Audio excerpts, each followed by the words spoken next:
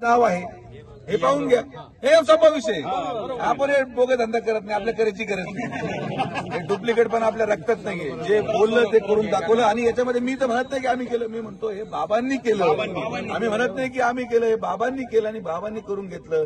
बाबांनी जेव्हा पाहिलं की अरे बाबा हे काय चालू आहे खाली, आणि जे जे लोक साहेबांना अडचणीत आणतात, बाबांना हे माहिती आहे की बाकीच्या लोकांच्या हातात जर शिर्डी दिली तर हे पूर्ण वाटोळं करून टाकतील. म्हणून बाबांनी साहेबांच्या पाठीमागे आशीर्वाद देऊन मागच्या 3 महिन्यामध्ये जे जे भाषणामध्ये प्रश्न मांडले गेले ते एक एक सुटत गेले. आणि आज या क्षणाला एकही मुद्दा विरोधकाकडे शिल्लक नाही. हे बाबांचा आशीर्वाद आपल्या पाठीमागे आहे. आपल्या सगळ्यांच्या प्रयत्नातून आपण जो विश्वास आमच्यावर ठेवला, जे दुःख आमच्याबरोबर सहन केलं, आमच्यासाठी लोकांचं ऐकून घेतलं, तरी सुद्धा आम्हाला सोडलं नाही. त्या निष्ठावंत फुल उत्पादकांचा आज विजय आहे. मला मुद्दामून या ठिकाणी सांगायचं आहे. म्हणून आपण सर्वजण आलात, सगळ्यांचे मनापासून आभार. आता तुम्ही पहा, उद्या परत मी आलो ना, आज उद्या परत कोणतरी येईल. प्रतिसाद नाही, हे काम कोणी केलं हे आम्हाला माहिती आहे.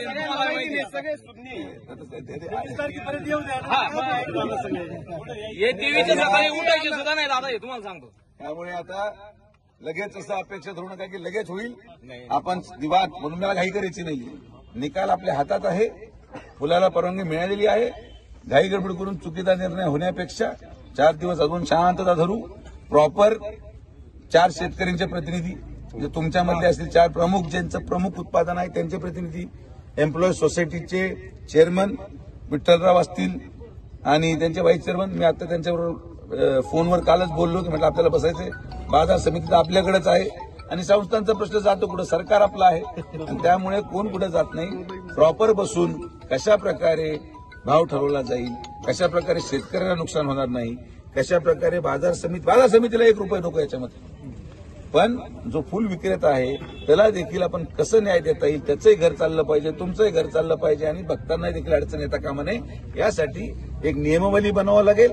न्यायालयाच्या आदेशाप्रमाणे जी नियमावली माननीय कलेक्टर म्हणजे भोसले साहेब यांच्या अध्यक्षतेखाली जी कमिटी होती त्यानुसार आपण हा सगळा मार्ग काढणार आहोत. तर शांतता घ्या, निवांत बसा, आपलं हे सगळे प्रक्रिया होऊ द्या आणि मग मी सगळं एक एक करून मार्गी लावतो. आज जर आपण कुठल्याही प्रकारचा आग्रह केला तर मग आपला नुकसानाचं ठरायला नको. कारण की भाव, तुमचं फुलाचा भाव दिवसातून 3दा बदलतो, 5-5 मिनिटापासून. म्हणून ती गडबड होतो. आपण ते गडबड केली तर नुकसान आपल्या लक्षात घ्या.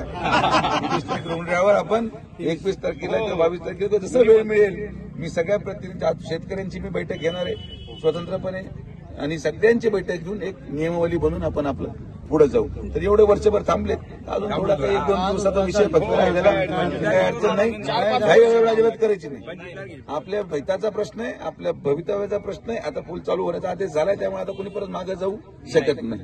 आणि जरी कोणी उद्या एखादा हुशार माणूस सुप्रीम कोर्टात जाऊ शकतो, समजा असं धरून झाला 1% तर इथं मी उभा आहे, काहीच होत नाही. आपण माननीय सर्वोच्च न्यायालयामध्ये आजच कॅबिनेट दाखल करणार आहोत. त्यामुळे याला स्थगिती मिळू शकत नाही. त्यामुळे निश्चिंत राहा, काही काळजी करायचं कारण नाही.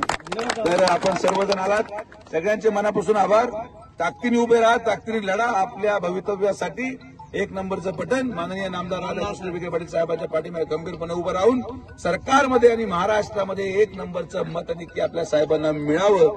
1 लाख आपलं लीडचं टार्गेट आहे, ते तर पोहोचायचं आहे. हे उत्तर आपल्याला द्यायचं. लोक म्हणतात नाही यावेळेस 50, यावेळेस 75, आपलं 1 लाख टार्गेट. 65 90 आणि 90 आता 1 लाख हेच टार्गेट आपलं असलं पाहिजे. आपण सर्वजण आलात, सगळ्यांचे मनापासून आभार.